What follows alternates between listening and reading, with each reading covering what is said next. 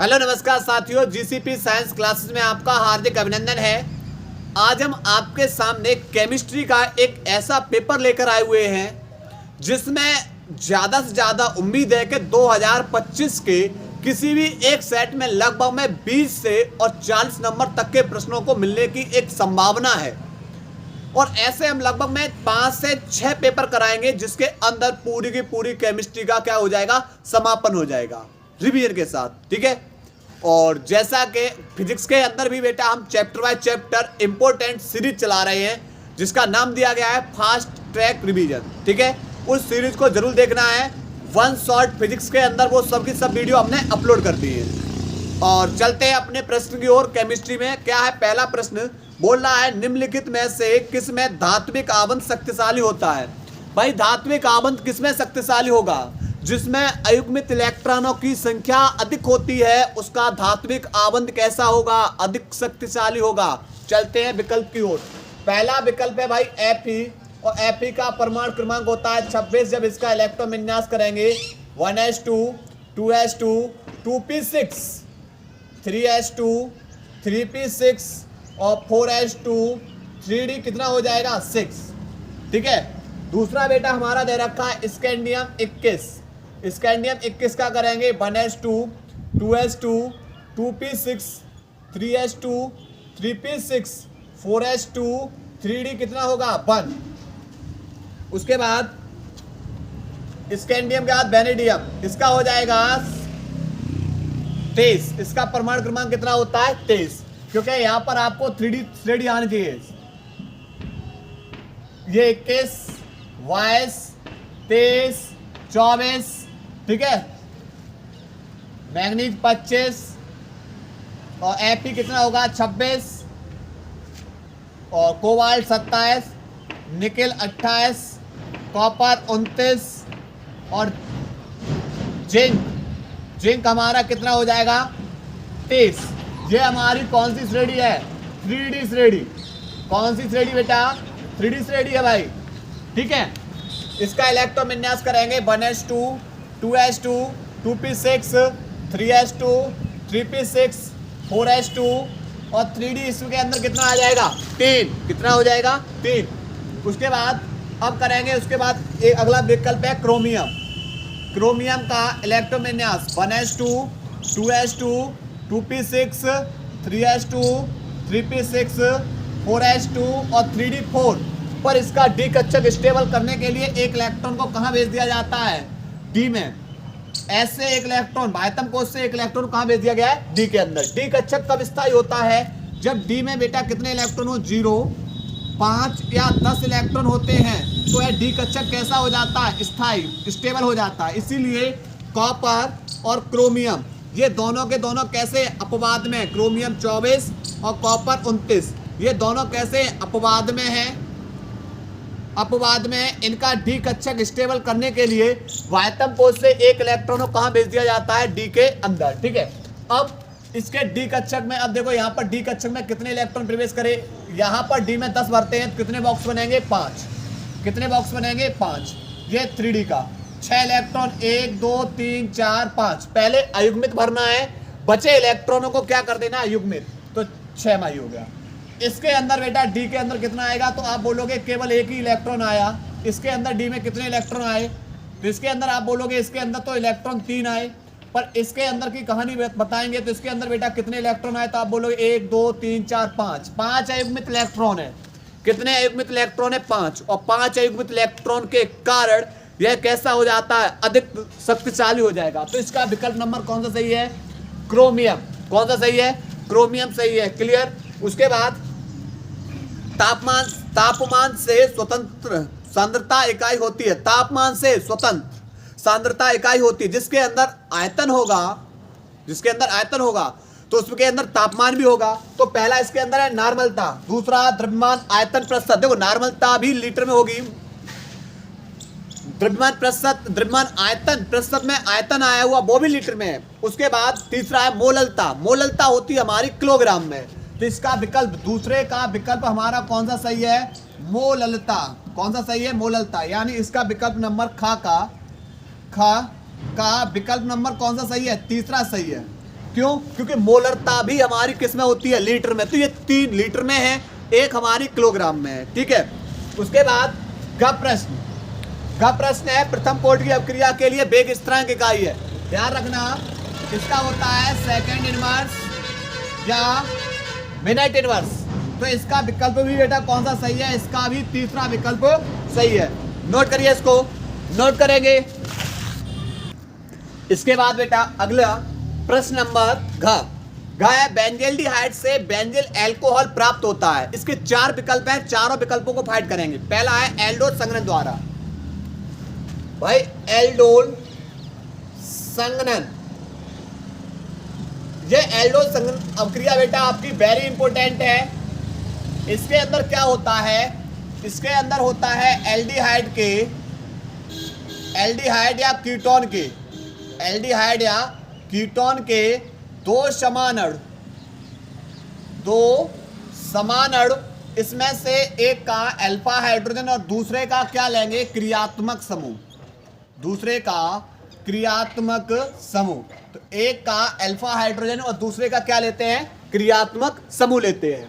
आपस में संघनन क्रिया द्वारा क्या बनाएंगे? एल्डोल बनाते हैं। देखो अब इसमें क्रियात्मक समूह, मान लिया मैंने एल्डिहाइड ले लिया, ये समूह जिस कार्बन से जुड़ा हुआ अल्फा, अल्फा कार्बन से जुड़ने वाले कार्बन को क्या बोलेंगे? Beta carbon. बीटा से कार्बन जुड़ने वाले कार्बन को क्या बोलेंगे? Gamma carbon. क्लियर? तो ये समूह जिस कार्बन से जुड़ा होगा अल्फा कार्बन, उससे जुड़ने वाले कार्बन बीटा, उससे जुड़ने वाले कार्बन को गामा। पर हमें एल्डिहाइड के फॉर्मूले बनाने होते हैं, तो ये बेटा कार्बोनिल कंपाउंड होता है। इसके आपने एक बॉन्ड से H जोड़ देंगे और दूसरे बॉन्ड से किसको रखेंगे? R। अगर कार्बोनिल कंपाउंड के आपने एक भी बॉन्ड से H जोड़ दिया, कार्बोनिल कंपाउंड के एक भी बॉन्ड से H जोड़ दिया, तो वह क्या बन जाता है? वह बन जाएगा एल्डिहाइड। क्या बन जाएगा? एल्डिहाइड। और कार्बोनिल कंपाउंड के दोनों बॉन्ड से अगर आपने R जोड़ दी, तो किसका फॉर्मूला देना शुरू हो जाते हैं? कीटोन का। आपसे बोलेंगे R की जगह किसको रखोगे? कोई भी एल्किल समूह, जैसे CH3, C2H5, C3H7। Clear? Maithil ethyl propyl. चलो लेते हैं R की जगह CH3 रखकर, CH3। उसके बाद C डबल बॉन्ड में और सिंगल बॉन्ड में H। कितने अणु लेंगे बेटा इसके? 2 अणु। कितने अणु लेंगे? 2 अणु। किसके साथ क्रिया कराएंगे? तन क्षार के साथ क्रिया करा देंगे, तन क्षार की उपस्थिति में। दोनों फॉर्मूला किसके? एथेनॉल के हैं। 2 समान अणु चाहिए ना, भिन्न भिन्न अणु लोगे, क्रॉस एल्डोल बन जाएगा। भिन्न भिन्न अणु क्रॉस एल्डोल बन जाएगा। क्लियर? तो यहाँ से एक अणु का अगर मैंने मान लिया बेटा क्रियात्मक समूह लिया है, इसका क्रियात्मक समूह, तो दूसरे का अल्फा हाइड्रोजन, यहाँ से एक H को दर्शा लेंगे। 2H, एक H को दर्शा लिया, तो ये H बॉन्ड तोड़ देंगे, H पे प्लस, कार्बन पे माइनस, O पे माइनस और कार्बन पे प्लस। ठीक है, तो कहानी कुछ इस तरीके से होगी। C ऊपर जुड़ा हुआ इससे O, पर O पे माइनस से आएगा प्लस, प्लस है H पे, इस कार्बन से H जुड़ी आगे नीचे जोड़ देंगे। बॉन्ड इसका मुक्त है कार्बन का, इसके बॉन्ड किससे साझेदारी करेगा? इससे। तो CH2 फिर इससे जुड़ा हुआ है C डबल बॉन्ड में और सिंगल बॉन्ड में H। तीसरे कार्बन पे जुड़ा हुआ है OH, इसलिए 3 हाइड्रोक्सी। कार्बन 1 2 3 4 पे आएगा ब्यूट और सभी सिंगल बॉन्ड से N और CHO समूह, इसलिए अल, ब्यूटेनल। लेकिन इसके आगे अगर आपने और अभिक्रिया करना चाहिए, गर्म कर दिया इसको, क्या कर दिया? गर्म। एल्डोल संघनन को गर्म कर दिया, तो कहानी क्या होगी कि अल्फा कार्बन से H और बीटा कार्बन से OH कौन बाहर हो जाएगा? H2O। और इनके बीच में चार्ज कैसा आ जाएगा? Double bond. कैसा चार्ज आ जाएगा? Double bond. अर्थात CH3C, यहाँ से OH बाहर हो रहा है, C के पास H जुड़ी हुई है, इनके बीच में डबल बॉन्ड आ जाएगा। CH2 से एक H बाहर, उसके बाद C डबल बॉन्ड में और सिंगल बॉन्ड में H, और ये बन जाएगा 1 2 3 4 ब्यूट 2 in 1 अल। क्लियर? ये टोटल नेमिक रिएक्शंस बेटा आपको हम करा भी चुके हैं, एक बार प्लेलिस्ट में जाके जरूर देखेगा। ठीक है, टोटल रिवीट करना है। पहले इसको नोट करिए, इसके बाद आगे अपक्रिया करा रहे, नोट करो इसी विकल्प में। इसके बाद आगे, उसके बाद अगली है बेटा कैनिजारोव क्रिया। कैनिजारोव क्रिया, इसमें क्या लेंगे? एल्डिहाइड के 2 अणु लेंगे, C डबल बॉन्ड में हो सिंगल बॉन्ड में H, क्योंकि बेंजल्डिहाइड से बेंजिल अल्कोहल बनाना है, तो बेंजल्डिहाइड कर लिया। कितने अणु लेंगे? 2 अणु। कितने अणु? 2 अणु। और इसकी अभिक्रिया करा देंगे बेटा NaOH के साथ, 50% NaOH के साथ। और ये वाला कैसा हो जाएगा? सांद्र 50% NaOH के साथ कराएंगे तो होगा क्या? इसमें एक अणु का क्या होता है? एक अणु का होगा इसमें ऑक्सीडेशन और एक अणु का क्या होगा? रिडक्शन। तो मान लिया इस अणु का क्या कर रहे हैं? अपचयन। और जब आप अपचयन करोगे तो अपचयन का मतलब होता है हाइड्रोजन का जुड़ना और ऑक्सीजन का बाहर करना। पर हाइड्रोजन का जुड़ने के लिए बेटा हमें पहले एक बॉन्ड को तोड़ना होगा। एक ऑक्सीजन का बॉन्ड मुक्त हुआ, एक H ऑक्सीजन के पास, एक कार्बन का बॉन्ड मुक्त हुआ, एक H कार्बन के पास। तो कहानी कुछ इस तरीके से बनेगी कि बेंजीन के ऊपर कौन आ जाएगा? C के पास 2 H, CH2, उसके बाद सिंगल बॉन्ड में OH। ये क्या बन गया? बेंजील अल्कोहल प्लस दूसरे अणु का क्या करेंगे? ऑक्सीकरण। दूसरे अणु का क्या करेंगे? ऑक्सीकरण। दूसरे अणु का क्या करेंगे बेटा? ऑक्सीकरण।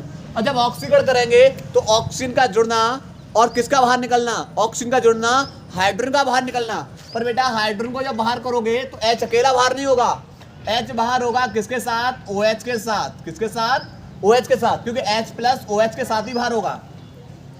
तो जब बेटा यहां से क्या होगा? आप बोलोगे कि यहां से कहानी कुछ ये हुई कि C डबल बॉन्ड में O, पर जब हाइड्रोजन बाहर हुआ है तो ऑक्सीजन आके क्या हो जाएगा? जुड़ जाएगा। पर ऑक्सीजन कार्बन के साथ क्या बॉन्ड बना रहा है? आप बताओगे एक। तो फिर दूसरा बॉन्ड किसके साथ बनाएगा? Na के साथ। किसके साथ बनाएगा? Na के साथ। और ये बन जाएगा sodium benzoate. Sodium benzoate. Clear? तो कौन सी अभिक्रिया बेटा? ये वाली कैनिजारो। इस अभिक्रिया का नाम क्या है? कैनिजारो अभिक्रिया। तो कैनिजारो अभिक्रिया क्या करेगी? बेंजिल्डिहाइड को किसमें बदल देगी? आप बताओगे बेंजिल अल्कोहल के अंदर। लेकिन इसके अंदर अभी 2 नाइमिक रिएक्शंस और बाकी हैं, उनको भी फाइट करते हैं। अगली है बेटा गाटरमान कोच अभिक्रिया। गाटरमान कोच अभिक्रिया क्या है? गाटरमान कोच अभिक्रिया।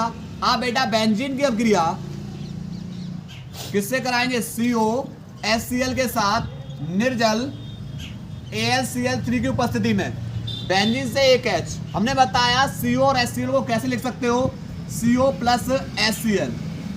कार्बन ऑक्सीजन के साथ बनाता है डबल बॉन्ड, लेकिन कार्बन अकेला कितने बॉन्ड बनाएगा? 4। तो एक बॉन्ड बेटा बनाएगा H के साथ और एक Cl। बॉन्ड को तोड़ देंगे तो तोड़ने पर H यहां से किसको लेकर बाहर हो जाएगा? Cl को। और प्लस में क्या हो जाएगा? यहां से बचेगा कौन? CHO। किसके ऊपर आ जाएगा? बेंजीन के ऊपर। क्या बन जाएगा? बेंजिल्डिहाइड। क्या बन जाएगा? बेंजिल्डिहाइड। क्लियर? ये कौन सी अभिक्रिया हो गई? गाटरमान कोच अभिक्रिया। लेकिन इसके बाद एक अभिक्रिया और अभी बाकी है जिसको करना है, और क्लीमेंस अपचयन। क्या है नाम? क्लीमेंस अपचयन। क्लीमेंस अपचयन। क्लीमेंस अपचयन क्या होता है? जो कार्बोनिल कंपाउंड होते हैं, इन कार्बोनिल कंपाउंड का अपचयन कराएंगे किसकी उपस्थिति में? जिंक मरकरी सांद्र HCl। जिंक मरकरी सांद्र HCl के साथ। तो आप बॉन्ड को तोड़ देंगे दोनों। 2 बॉन्ड तोड़े, 2 H ऑक्सीजन के पास और 2 H कार्बन के पास। तो क्या बन जाएगा? 2 H एक O को लेकर बाहर, अर्थात H2O बाहर हो जाएगा। और प्लस में यहाँ पर जो कार्बोनिल कंपाउंड है, इस कार्बोनिल कंपाउंड से बेटा कितनी H आ जाएंगी? 2 H CH2। और ये क्या बना देगा? एल्केन। क्या बनाएगा? एल्केन। R, इन दोनों बॉन्ड पे आप R को जोड़ सकते हो, दोनों बॉन्ड पे H को जोड़ सकते हो, दोनों बॉन्ड पे एक बॉन्ड से R, एक बॉन्ड से H को जोड़ सकते हो। बनाएगा क्या? एल्केनेट। ठीक है, ध्यान रखना, इंपोर्टेंट। चारों की चारों अभिक्रियाएं महत्वपूर्ण अभिक्रियाएं थी, ध्यान रखना, रिवीजन करना है। ठीक है, नोट करेंगे, इसके बाद आए करा रहे, नोट करिए। इसके बाद बेटा अगला वाला ड प्रश्न। ड प्रश्न है, हिंसबर्ग अभिकर्मक होता है। हिंसबर्ग अभिकर्मक का फॉर्मूला पूछा गया भैया। हिंसबर्ग अभिकर्मक क्या होता है? हिंसबर्ग अभिकर्मक तो आप बताओगे बेंजीन के ऊपर किसको जोड़ देंगे?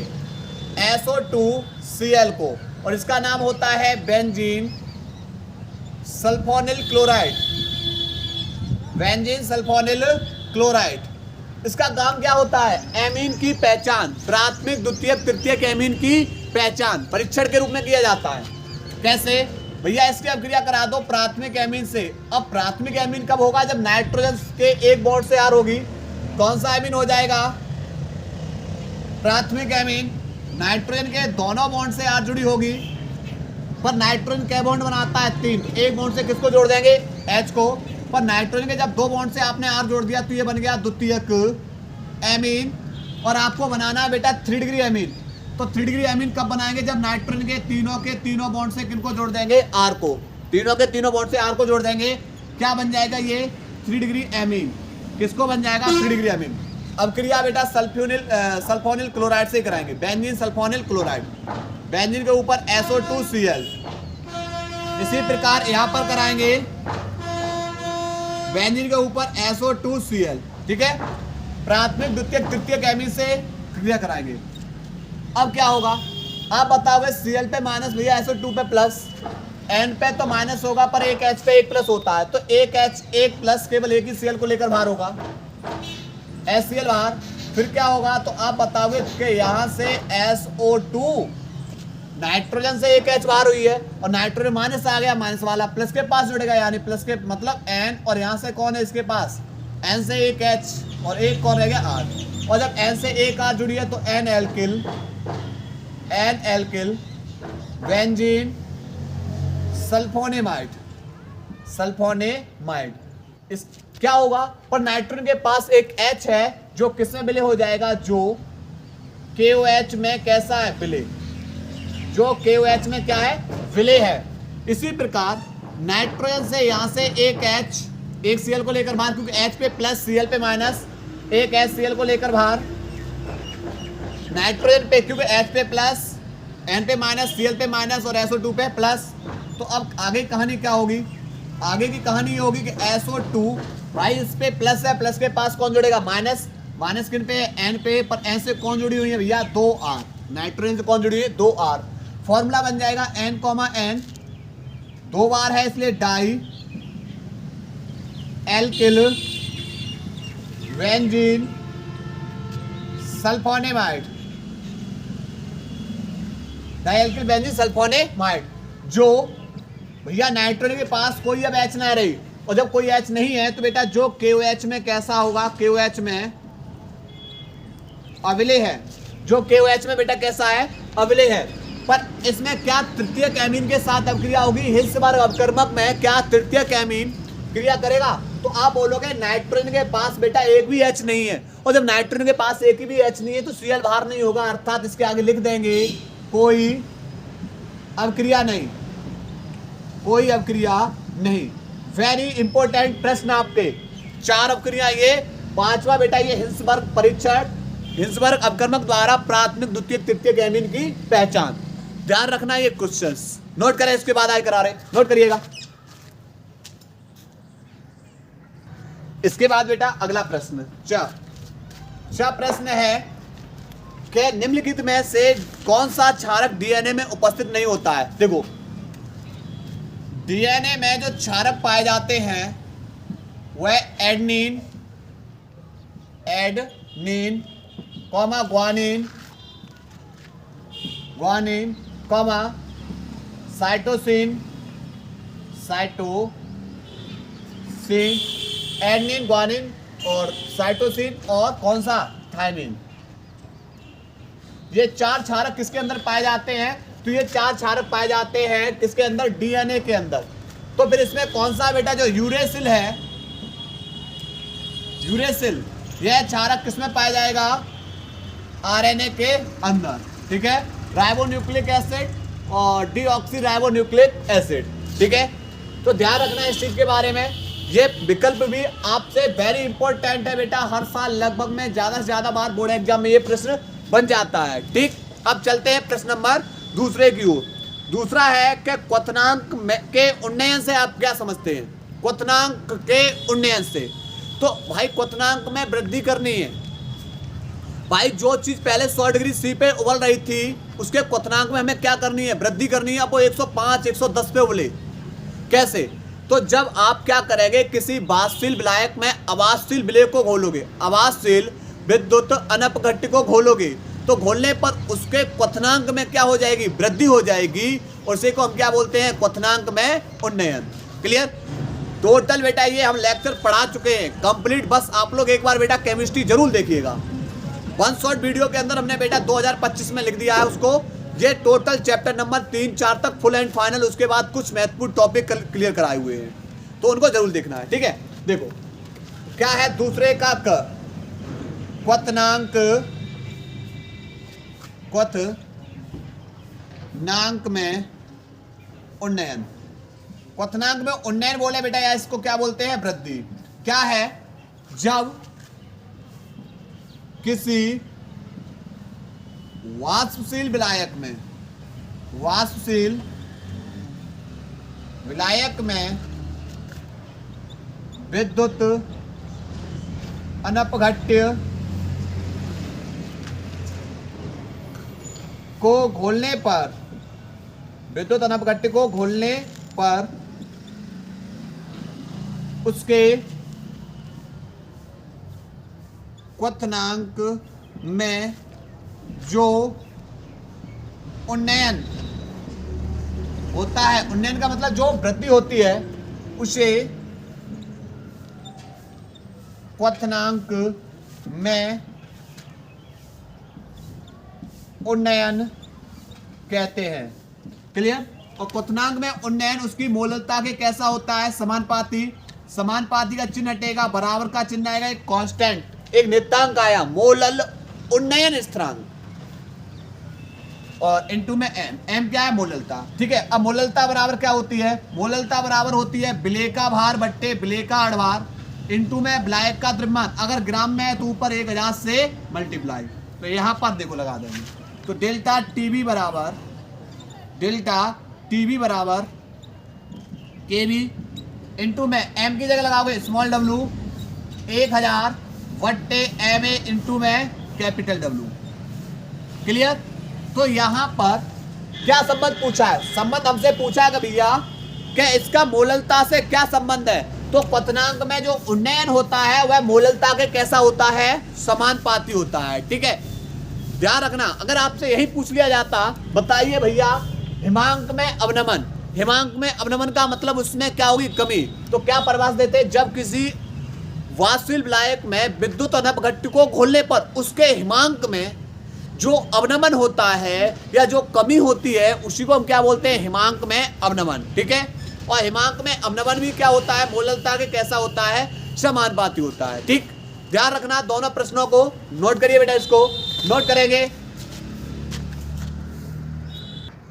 इसके बाद बेटा दूसरे का ख प्रश्न, दूसरे का ख प्रश्न क्या है, प्रश्न है परासरण दाब को परिभाषित कीजिए। आप कैसे प्रदर्शित करेंगे कि परासरण दाब एक अर्धसंख्यक गुणधर्म है। देखो, विलयन को अर्धपारगम्य झिल्ली द्वारा विलायक से अलग रखकर परासरण की क्रिया को रोकने के लिए विलयन पर लगाया गया अतिरिक्त न्यूनतम दाब क्या कहलाएगा, परासरण दाब। क्या बताया हमने, बताया कि विलयन को अर्धपारगम्य झिल्ली द्वारा विलायक से अलग रखकर परासरण की क्रिया को रोकने के लिए विलयन पर लगाया गया अतिरिक्त न्यूनतम दाब क्या कहलाएगा, परासरण दाब। लिखेंगे परिभाषा, परिभाषा लिखेंगे परासरण दाब की।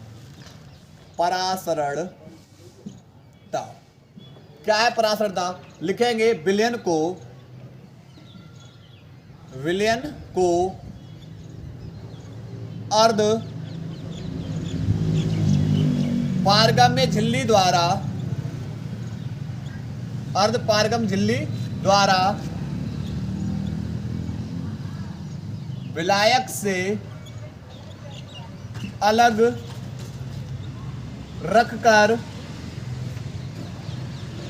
परासरण की क्रिया को, परासरण क्रिया को रोकने के लिए, परासरण की क्रिया को रोकने के लिए विलयन पर लगाया गया अतिरिक्त न्यूनतम दाब क्या कहलाता है? परासरण दाब कहलाता है। परासरण दाब कहलाता है। विलयन को अर्धपारगम्य झिल्ली द्वारा विलायक से अलग रखकर परासरण की क्रिया को रोकने के लिए विलयन पर लगाया गया अतिरिक्त न्यूनतम दाब परासरण दाब कहलाता है। अब परासरण दाब P बराबर क्या होता है? CRT। अब C यहाँ पर जो परासरण दाब है वह सांद्रता के कैसा होता है? समानुपाती। पर सांद्रता C बराबर क्या होता है? सांद्रता बराबर होती है मोल। सांद्रता किसमें होगी? मोल प्रति लीटर में। और मोल यहाँ पर C बराबर अब लिख सकते हैं N/B। N/B अर्थात P बराबर क्या हो जाएगा? N/B R इंटू में T। यहाँ पर N क्या है? मोलों की संख्या। तो अर्धसंग के गुणधर्म में कौन होते हैं भैया? संख्या होती है। किसकी होती है? विलेय के मोलों की संख्या होगी। ठीक है, तो जो अर्धसंग के गुणधर्म है वह विलेय के मोलों की संख्या तथा विलयन में जो भी उपस्थित है, जितना भी बेटा विलयन में उपस्थित सभी जितने भी कण हैं उन कणों की संख्या के अनुपात पर क्या करता है? निर्भर करता है। कौन? अर्धसंग के गुणधर्म। तो यहाँ मोलों की कौन आ चुकी है? संख्या आ चुकी है। क्लियर? नोट करेंगे बेटा, इसको नोट करेंगे।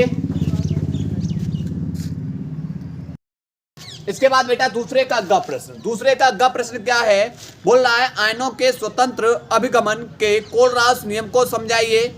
इस नियम के एक अनुप्रयोग को बताइए। क्या है? देखो, विद्युत अपघट्य की जो मोलर चालकता होती है, विद्युत अपघट्य की मोलर चालकता अनंत तनता पर विद्युत अपघट्य द्वारा दिए गए धनायनों एवं ऋणायनों की चालकताओं के योग के कैसी होती है? बराबर होती है। क्या बताया? जो विद्युत अपघट्य की मोलर चालकता है अनंत तनता पर विद्युत अपघट्य द्वारा दिए गए धनायनों एवं ऋणायनों इनकी चालकताओं के योग के कैसी होती है? बराबर होती है। कौन सा नियम हो गया ये? कोलरास का नियम। तो लिखेंगे कोलरास का नियम। लिखेंगे बेटा, क्या लिखेंगे? कोलरास का नियम लिखेंगे। इस नियम के अनुसार विद्युत अपघट्य की मोलर चालकता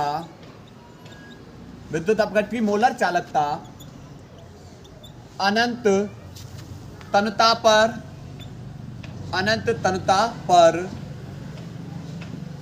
विद्युत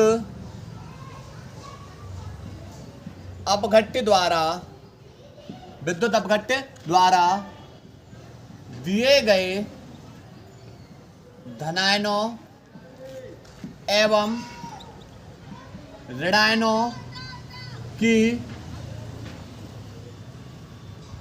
चालकताओं का योग होती हैं। चालकताओं का योग होती हैं। क्लियर? इसके बाद इसके अनुप्रयोग की बात करेंगे। अनुप्रयोग, पहला अनुप्रयोग है अनंत तनता पर दुर्बल वैद्युत अपघट्य की मोलर चालकता की गणना करना। दूसरा बेटा आप लिख सकते हो जल के आयनिक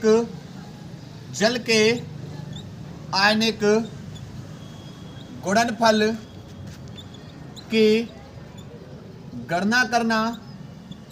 ठीक है? दूसरा, इसी प्रकार पीएच मान की बेटा क्या करना? गणना करना। वियोजन की मात्रा की भी क्या करना? गणना करना। सबके सब किसके अनुप्रयोग हैं? कोलरास के अनुप्रयोग हैं। क्लियर? नोट करिए बेटा, इसको नोट करेंगे। इसके बाद बेटा अगला प्रश्न है, अगला प्रश्न 2 का घ प्रश्न है बेटा दुर्बल वैद्युत अपघट्य के 2 उदाहरण। दुर्बल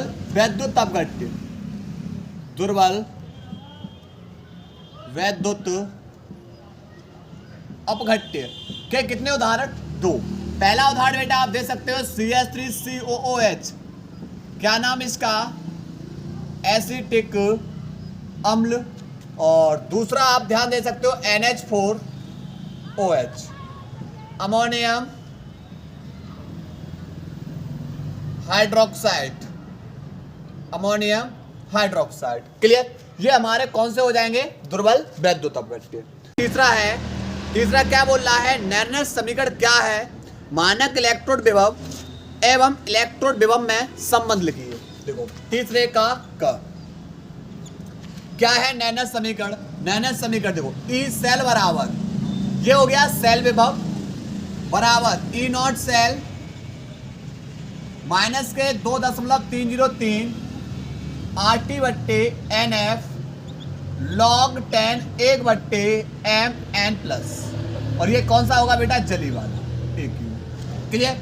तो यहां पर आपको देखेंगे कि भैया ई सेल क्या है, तो ई सेल हमारा मानक इलेक्ट्रोड है, सॉरी ये हमारा इलेक्ट्रोड विभव हो जाएगा, और ई नॉट सेल क्या हो जाएगा? मानक इलेक्ट्रोड विभव।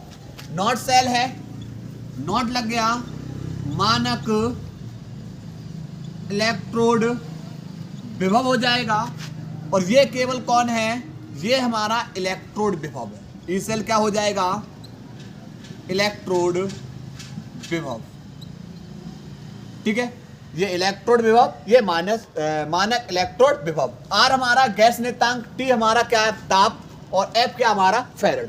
क्लियर? तो लिखेंगे इसमें इलेक्ट्रोड विभव, इलेक्ट्रोड विभव तथा विलयन के सांद्रण के मध्य, किसके? इलेक्ट्रोड विभव तथा विलयन के सांद्रण के मध्य संबंध दर्शाने वाली समीकरण को क्या बोलते हैं बेटा? नैर्नस्ट समीकरण। नैर्नस्ट समीकरण कहते हैं। क्या कहते हैं? नैर्नस्ट समीकरण कहते हैं। क्लियर? नोट करें बेटा, तीसरे के का को नोट करिएगा। इसके बाद बेटा तीसरे का ख प्रश्न। तीसरे का ख प्रश्न क्या बोल रहा है? विद्युत रासायनिक श्रेणी के 2 अनुप्रयोग लिखिए। देखो 2 अनुप्रयोग में पहला है विद्युत रासायनिक श्रेणी में जो ऊपर से नीचे जाने पर जो धातुओं की जो रासायनिक सक्रियता है तथा धन विद्युतीय लक्षण कैसे होते हैं? घटते हैं। दूसरा, इस श्रेणी में जो आयरन से नीचे स्थित धातुएं हैं, इन धातुओं के जो ऑक्साइड है वह हाइड्रोजन द्वारा क्या हो जाते हैं? अपचयन हो जाते हैं। ठीक है, उसके बाद तीसरे का ग प्रश्न। ग प्रश्न है निम्नलिखित रासायन उपसह संयोजक यौगिकों के सूत्र IUPAC के आधार पर लिखिए। IUPAC के आधार पर लिखना है। पहला है डाइक्लोरो। डाइक्लोरो का मतलब 2Cl है, बिस एथेन 1,2 डाई एमीन। एमीन मतलब यहाँ पर एथिलीन डाई एमीन बोल रहा है, बिस आया इसलिए 2 है। और यहाँ पर इसके साथ ये किससे जुड़े हुए हैं? कोबाल्ट से। और यहाँ पर कोबाल्ट थर्ड, उसके बाद Cl। ठीक है, EN एथिलीन डाई एमीन है, इसकी ऑक्सीडेशन संख्या 0 है। 1 Cl पे 1 माइनस, 2 Cl पे 2 माइनस, और एक ये 3 माइनस, दूसरी ओर जाके प्लस के हो जाएंगे। ठीक है, दूसरा है आपका आयरन Fe, उसके बाद हेक्सासाइनोफेरेट। हेक्सासाइनोफेरेट का मतलब है Cn कितने हैं? 6 फेरेट है, यानी इस ओर का ये वाला कैसा होगा? माइनस। ठीक है, यहाँ पर 4 आ जाएंगे, यहाँ पर कितना आ जाएगा? 3 आ जाएगा। ऑक्सीजन संख्या निकाल लें इस Fe की। ये Fe कितना है? ये वाला आयरन है, ये 3rd वाला है, मतलब इसकी जो ऑक्सीडेशन संख्या है वो कितनी है बेटा? प्लस के 3। कितनी है? प्लस के 3। इस वाले की निकालनी है। कैसे निकाल रहे हैं? देखो Fe की प्लस के 3 है, पर Fe है कितने? आप बोलोगे 4 प्लस Fe, इस Fe की निकालनी है 1 Cn पे, और पर होल थ्राइज है, मतलब यहाँ पर 3x प्लस 1 Cn पे 1 माइनस, पर 6 18 और बराबर इसके ऊपर कोई आवेश है? कुछ आवेश नहीं है, बराबर 0। तो 4 12 प्लस के 3x, और यहाँ पर प्लस माइनस माइनस के 18 बराबर 0। माइनस के 18 में से प्लस के 12 गए, आप बोलोगे माइनस के 6 बराबर 0। माइनस के 6 दूसरी ओर जाके बेटा प्लस के 6 हो जाएंगे, 3 दूनी 6 अर्थात x बराबर कितना निकलेगा, इसकी ऑक्सीडेशन संख्या प्लस के 2। ठीक है, नोट करिए। इसके बाद आगे पढ़ा रहे, नोट करो। के बाद बेटा प्रश्न नंबर हमारा 3 का घ। 3 का घ है प्रोटीन की प्राथमिक तथा द्वितीयक संरचना पर संक्षिप्त टिप्पणी लिखिए। 2 नंबर में एक प्राथमिक संरचना में टिप्पणी लिखनी है, दूसरी द्वितीयक। इसका जो पूरा का पूरा बेटा प्रोटीन है वो कंप्लीट हमने प्लेलिस्ट में डाल दिया है, देख लेना। ग्लूकोज, प्रोटीन, ये सब के सब बेटा आप लोग रिवीजन कर लीजिए। 4 से 5 दिन के अंदर ये टोटल क्लास है, रिवीजन कर लीजिए। देखो प्रोटीन की क्या है प्राथमिक संरचना, प्रोटीन की क्या है प्राथमिक संरचना। अब क्या है प्रोटीन की प्राथमिक संरचना, किसी प्रोटीन के जो पॉलीपेप्टाइड है, किसी प्रोटीन के पॉलीपेप्टाइड में अगर हम किसको जोड़ दें, एमिनो अम्लों को जोड़ दें। प्रोटीन की जो पॉलीपेप्टाइड श्रृंखला है उसमें हम एमिनो अम्लों को जोड़ने पर क्या होगा, एक प्रोटीन को क्या कर देंगे, एक विशिष्ट क्रम का आकार दे देती हैं, विशिष्ट क्रम की क्या दे देंगी, संरचना दे देंगी। और इसी को हम क्या बोलेंगे, प्रोटीन की प्राथमिक संरचना। यानी पॉलीपेप्टाइड श्रृंखला में अगर हम एमिनो अम्लों को जोड़ दें और जोड़ने पर क्या होगा, उसमें एक विशिष्ट क्रम की संरचना पाई जाए, विशिष्ट क्रम पाया जाएगा उस संरचना के अंदर, तो यह क्या बन जाएगी, प्रोटीन की प्राथमिक संरचना। क्लियर। तो इसके अंदर लिखेंगे किसी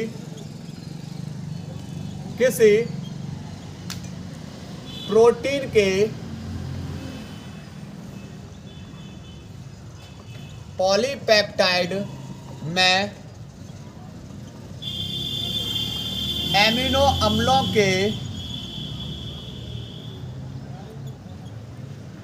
जुड़ने से एक विशिष्ट क्रम में प्रोटीन की संरचना जुड़ने, विशिष्ट क्रम में प्रोटीन की संरचना क्या बन जाएगी, प्रोटीन की प्राथमिक संरचना कहलाती है। ठीक है, 1 नंबर के अंदर पूछा है उसी हिसाब से बात। दूसरा बेटा इसी के अंदर पूछा गया है द्वितीयक संरचना के बारे में। अब प्रोटीन की द्वितीयक संरचना क्या है, प्रोटीन की द्वितीयक संरचना उस आकृति को कहेंगे जिसमें क्या होगा, जिसमें पॉलीपेप्टाइड श्रृंखलाएं पाई जाती हैं, जिसके अंदर कौन पाई जाएंगी, पॉलीपेप्टाइड श्रृंखलाएं पाई जाती हैं। तो प्रोटीन की द्वितीयक संरचना उस आकृति को कहते हैं जिसमें पॉलीपेप्टाइड श्रृंखलाएं पाई जाती हैं। 2 प्रकार की होती हैं, एक अल्फा हेलिक्स और दूसरा बीटा शीट संरचना। क्लियर। तो इसके अंदर लिखेंगे किसी प्रोटीन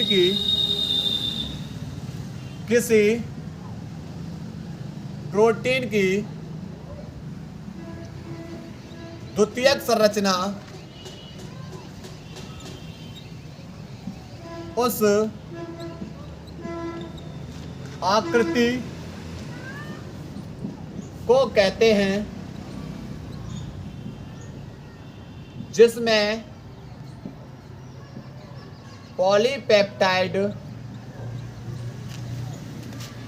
पॉलीपेप्टाइड की श्रृंखलाएं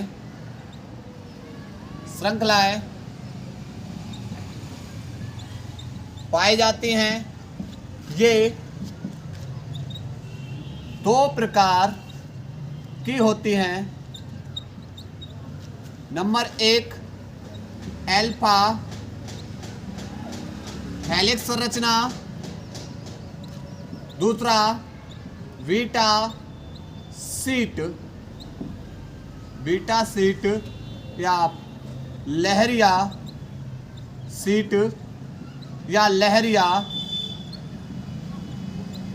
परत संरचना, लहरिया परत संरचना। क्लियर।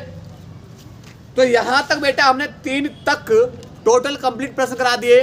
कल हम 4, 5 और 6 तक बेटा, और अगले वाले लेक्चर में ये पूर्ण सेट। तो एक सेट को हम 3 दिन के अंदर, ऐसे हम 6 पेपर लेकर आएंगे। 6 पेपर मिशन हमारा 8 मार्च और उम्मीद है कि उस दिन आप लोग पेपर को फोड़ कर आओगे। इसी के साथ अपनी क्लास को हम ब्रेक कर रहे हैं। धन्यवाद।